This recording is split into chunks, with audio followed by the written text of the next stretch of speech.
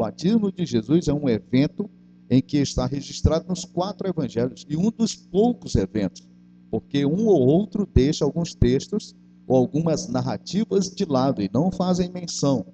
E o batismo de Jesus, por mais pouco que se fale, e há realmente poucos pregadores que vão falar sobre o batismo de Jesus. No meu caso, até porque vou pregar todo o evangelho de Marcos, eu preciso expor o texto da forma como está. Não posso pular e dizer isso aqui não é interessante, vou deixar de lado. Eu preciso ler tudo até o capítulo 16, verso 8. Do 9 ao 16, aí eu vou deixar de lado. Mas por que assim?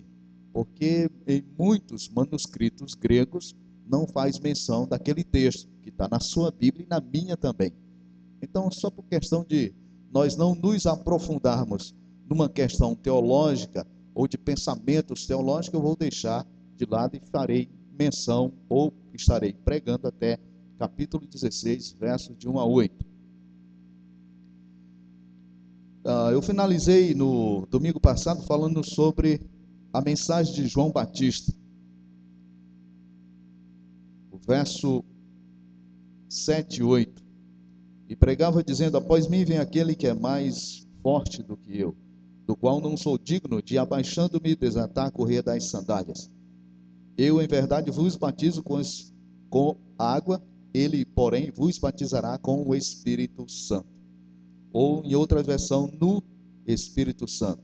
Em outras versões, somente no Espírito. Não vem a palavra santo. João Batista batizava um batismo de arrependimento. Agora a pergunta é: se Jesus foi batizado, qual o pecado dele? Se o batismo era para o arrependimento, para a confissão de pecados, dá para a gente parar e pensar, e alguns podem levar um pensamento, uma corrente aí talvez de pensamento, e dizer assim: olha, alguns e os crentes dizem que Jesus era santo, 100% santo, porém ele pecou, porque ele foi batizado por João. E João batizava aqueles que confessavam seus pecados. Só não foi registrado, mas Jesus chegou lá: aí, João, me batiza aí, porque sabe como é que é? Eu também estou precisando desse batismo. E João, então vem cá, antes que alguém diga alguma coisa, deixa eu te batizar. Não tem nada a ver com isso. Nós vamos ver mais adiante por que Jesus foi, então, batizado. Mas existem algumas ideias. Primeiro, num livro que não está na nossa Bíblia aqui, é o Evangelho de Hebreus. O Evangelho de Hebreus diz que ele precisava agradar sua mãe, Maria, por isso ele foi batizado. Outra ideia, um pensamento gnóstico, diz que ele foi batizado para que recebesse a divindade, ou tornasse ele, naquele momento do batismo, ele passasse a ser divino, porque era somente um homem. E outro pensamento diz que ele foi batizado para confirmar o ministério de João Batista. E qual desses está correto, ou nenhum deles? Nós vamos ver o verdadeiro motivo pelo qual Jesus foi, então, batizado. Há uma ideia central, que Marcos mostra a chegada do rei, a unção do rei, a proclamação e o teste do rei. Nós vamos ver isso, então, a partir de agora no texto. Primeiro, verso 9. Diferente de Lucas e Mateus, Marcos não começa a vida de Jesus com genealogias ou falando de Maria, de José e Jesus que nasceu. Ele não faz menção disso.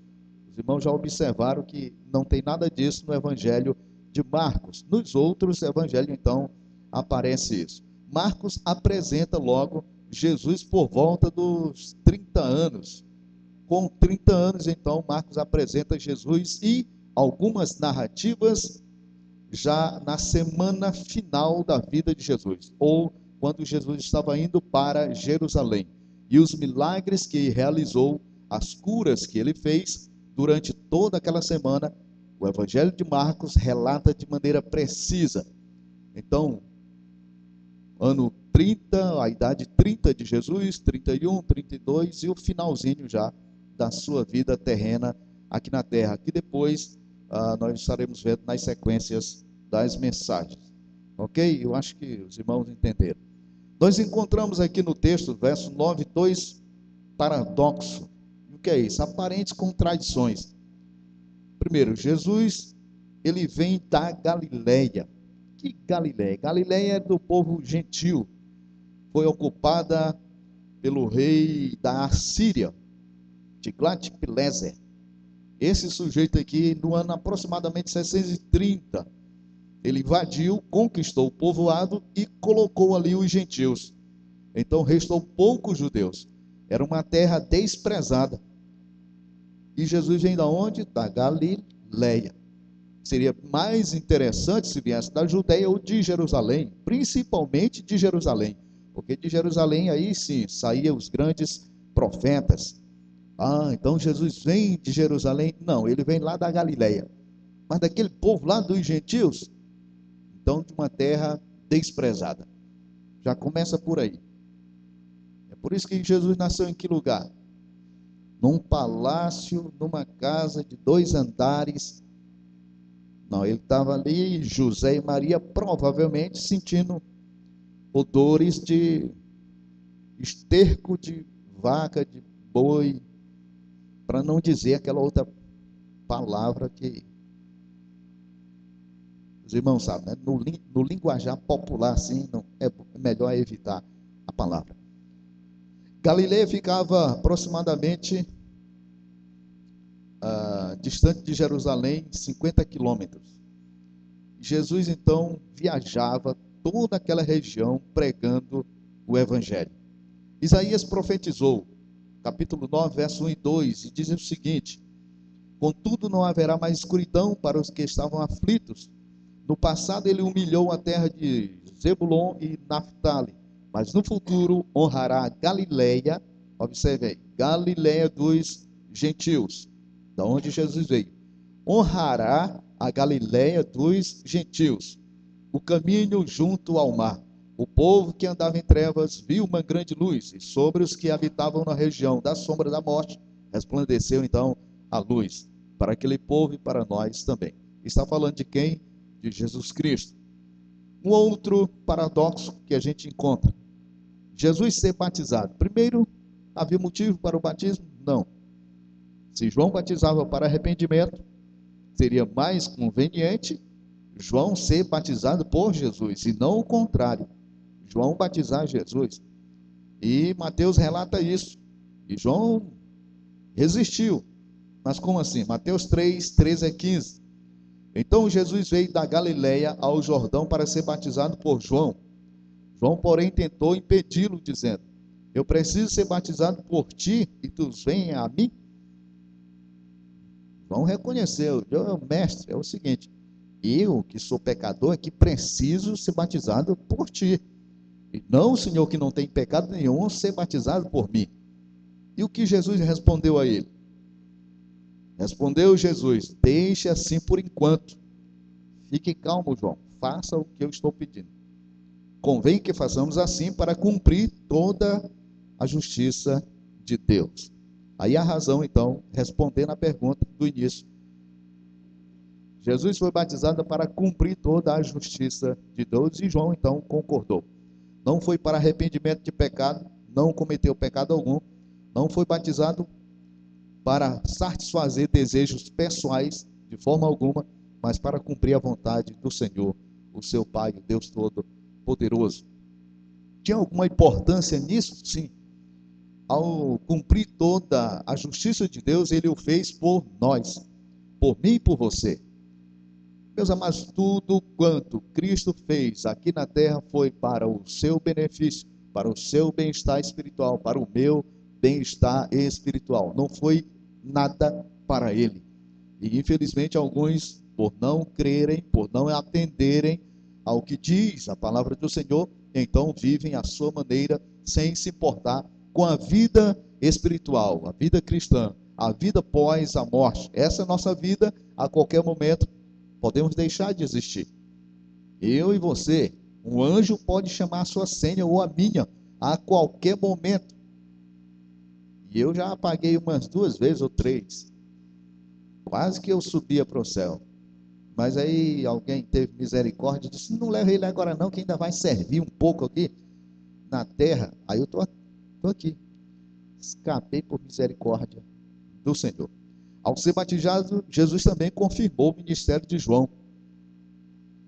Profeta, considerado como profeta, João. E o batismo também simbolizava a morte ou o sofrimento do Senhor Jesus Cristo. Versículo 10. A unção do rei. Assim como os reis, sacerdotes, profetas eram ungidos. Deixa eu dizer algo interessante sobre essa água. Está ungida. Não tem nada de água ungida não, ou água benta. Aqui é água da Caé. De vez em quando tem uma água mineral, mas eu acho que dessa vez aqui é da Caé mesmo. Essa aqui é da Caé.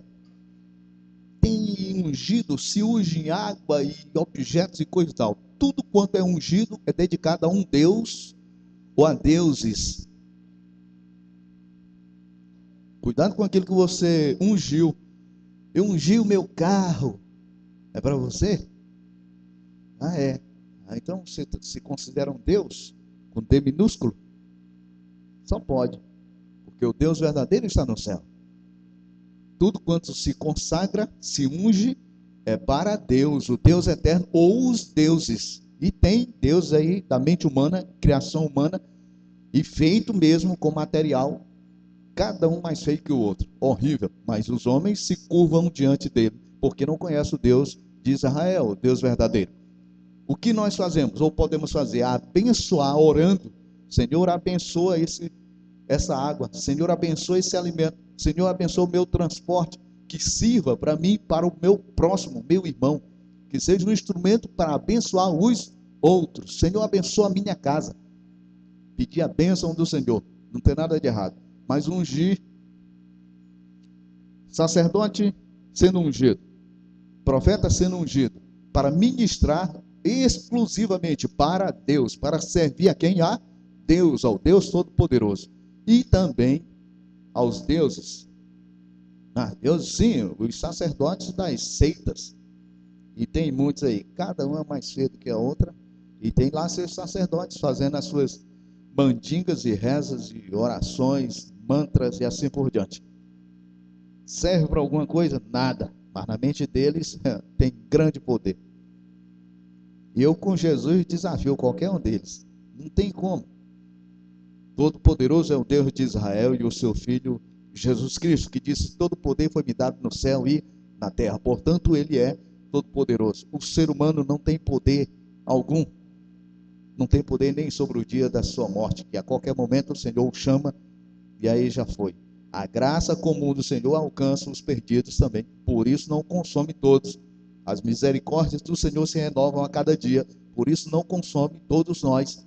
Não somos destruídos devido à sua misericórdia. Jesus viu então o céu abrindo e Deus então vindo na sua transcendência à terra. Como assim? Em forma de pomba ou um pombo. O Espírito Santo é uma pomba. Não tem nada a ver com isso. Mas encontramos isso em livros, revistas, na internet e assim por diante. O desenho de uma pomba e ali é o Espírito Santo.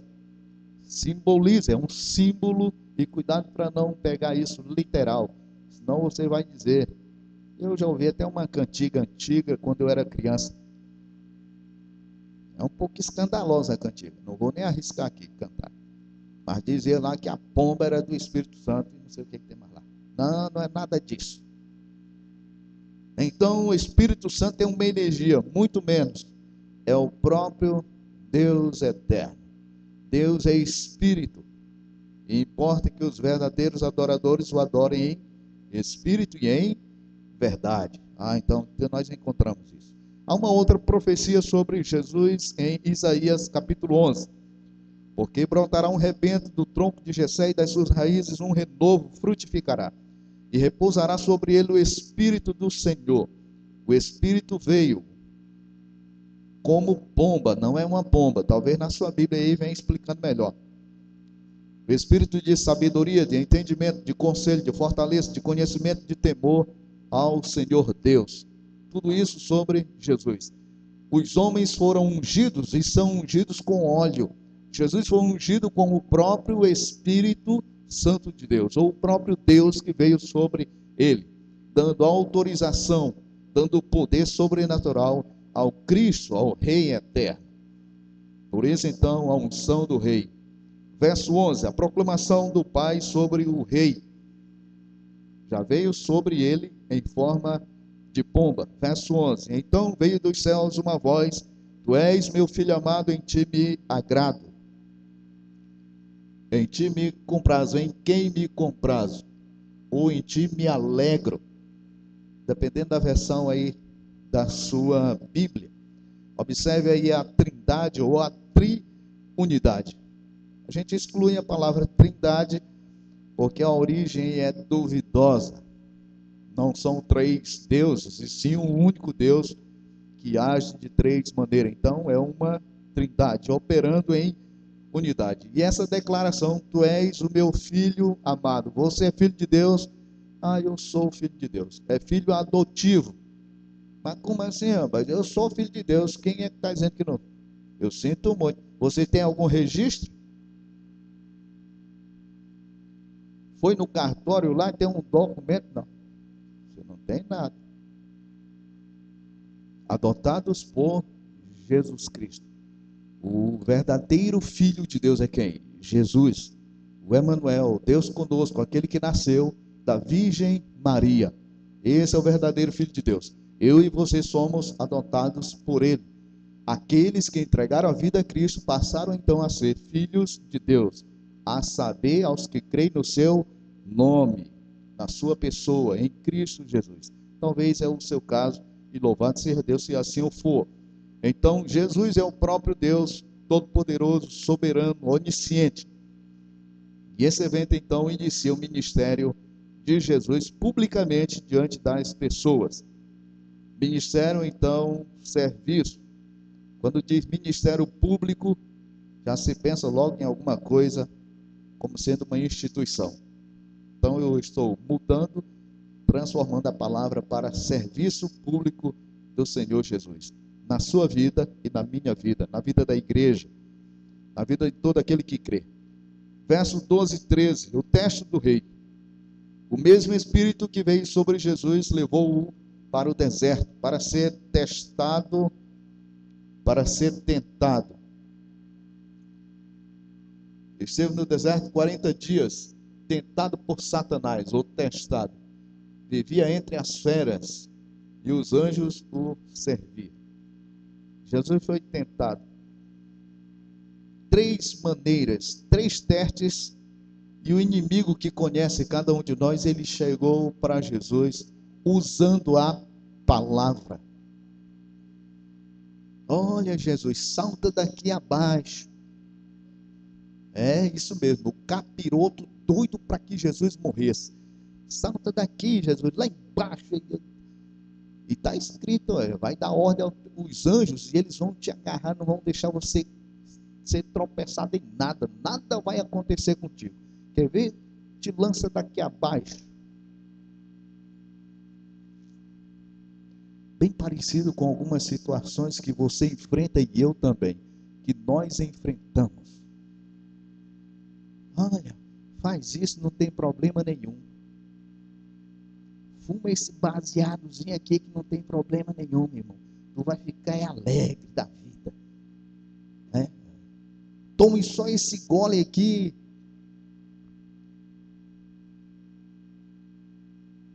Não dá, não. Jesus usou também a palavra de forma correta. Para vencer as tentações, tem que ser pela palavra. Quando diz está escrito, eu já usei a palavra. Pode ter certeza, é só usar. Não diga nada, diga o Salmo 23, 1. Chegou a tentação para você. E uma vez eu fui testado assim, e eu que não sou nada de besta, pela cara sou, mas não sou. E chegou a dona com uma conversa muito bonita para o meu lado. E eu só pensando comigo mesmo, eu sou feio desse jeito, se eu fosse bonito. Eu disse, olha, deixa eu dizer uma coisa. A Bíblia diz, quer saber o que a Bíblia diz? Saiu fora. Vem cá, dona. Você não quer saber o que a Bíblia diz? Eu quero só te dizer uns versículos aqui, né? Não ficou. Use literalmente a palavra de Deus. Na palavra de Deus há poder, não há poder nas suas palavras, nas minhas palavras, mas o evangelho é o poder de Deus para transformar, para expulsar o inimigo. Ele vai ficar? Não. Vai ouvir a palavra de Deus? Não. 3 vezes o inimigo tentou Jesus, e 3 vezes, por 3 vezes, Jesus citou a palavra de forma correta. Ele continuou? Não. Bateu em retirada. Não resistiu. Quantas vezes nós caímos porque não usamos, não vivemos, não praticamos a palavra de Deus? Hoje pela manhã eu estava dando um exemplo. Eu já passei, para quem não estava pela manhã, umas 3 situações bem delicadas que usei a palavra. E uma dessas somente debaixo do braço. Somente. Havia aqui em Boa Vista uma blitz e polícia de todo jeito, BOP, Garra, não sei quem mais, polícia civil, guarda de trânsito, e o negócio aqui tá feio, o que é isso? E todos que passavam naquela avenida não tinham como ir para um lado nem outro. Mão para cima aí, vai no muro aí, todo mundo. De vez em quando alguém lá, acho que dava uma resposta assim, não muito adequada, a mão comia assim, de raspão na cara do sujeito. Eu passei no meio de todos eles. Ninguém disse, para aí, está indo para onde? Mão para cima. Deixa eu te apalpar todinho. Coisíssima alguma. Qual a diferença entre eu e os demais? O livro. Literalmente. O livro Bíblia. Somente isso.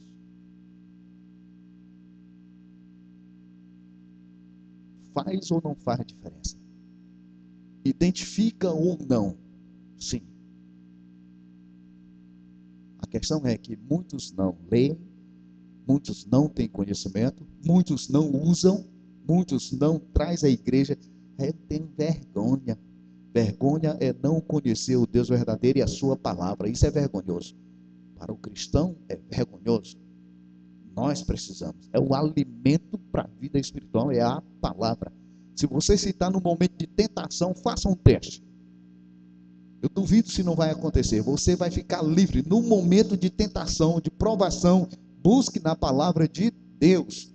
Aí alguém diz assim, e tem uma desculpa boa.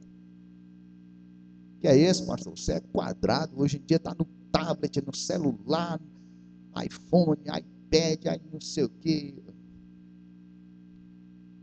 Não. Também nessas coisas tem muita coisa ruim. Eu estou falando do livro santo, a palavra de Deus, que precisa estar no seu coração, nas suas mãos, para que você se identifique como um cristão. Jesus venceu, e com ele, diz a palavra do Senhor, nós somos mais que vencedores, mas precisamos do alimento espiritual.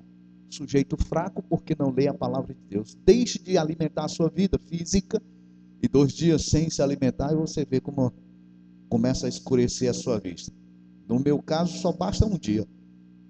No final do dia, eu já estou vendo estrela e querendo apagar as luzes.